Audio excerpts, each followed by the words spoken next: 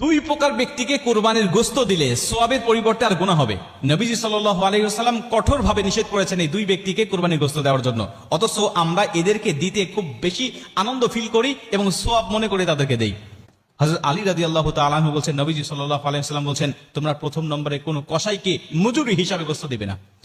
কসাইকে মজুরি হিসাবে গোশত দিলে আপনার সোয়াব তো হবেই না এবং গুনাহ হবে এবং কোরবানি বাতিল হয়ে যাওয়ার সম্ভাবনা আছে। কেন?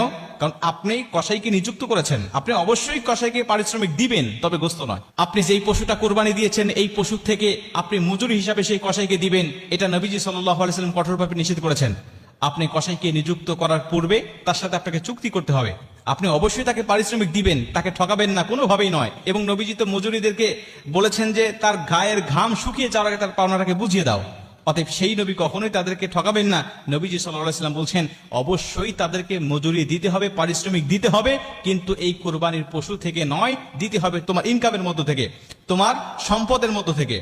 এরপরে আপনি তাকে উপযুক্ত পারিশ্রমিকটা বুঝিয়ে দেওয়ার পরে আপনি অন্য 10 জনকে যে পরিমাণ গোশত দেন বা যে নিয়তে আপনি গোশত দেন, আপনি তাকে ঠিক সেইভাবেই আপনি তাকে কিছু দিয়ে দেন পারিশ্রমিক দেওয়ার পরে। কিন্তু আপনি গোশতকে পারিশ্রমিক হিসাবে দিয়ে দিলেন বা ওই আপনি মূল্য কম দিলেন যে আমি তো তাকে কিছু গোশত দিবই, অতএব মূল্য কম দিচ্ছি, তাহলে আপনার সওয়াব হবে না। 2 নম্বরে, যে ইমামকে দিয়ে বা যেই মানুষকে দিয়ে আপনি কোরবানির পশুটাকে আপনি জবাই করে নিয়েছেন, এই ইমামকে আপনি পারিশ্রমিক হিসাবে, সে জবাই করে দিয়েছে আমি তাকে গোশত দিয়ে দিলাম না, এটা আপনি দিতে পারবেন না। আপনি সে জবাই করেছে, অবশ্যই তাকে পারিশ্রমিক দিবেন, অবশ্যই তাকে মূল্য দিবেন, হাদিয়া দিবেন, তবে কোরবানি গোশত থেকে নয়, আপনি তাকে আলাদা মূল্য দিয়ে দিবেন।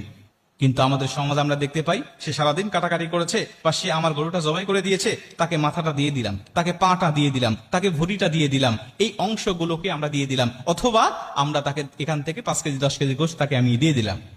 এটা আপনার ইচ্ছা মতো হবে না।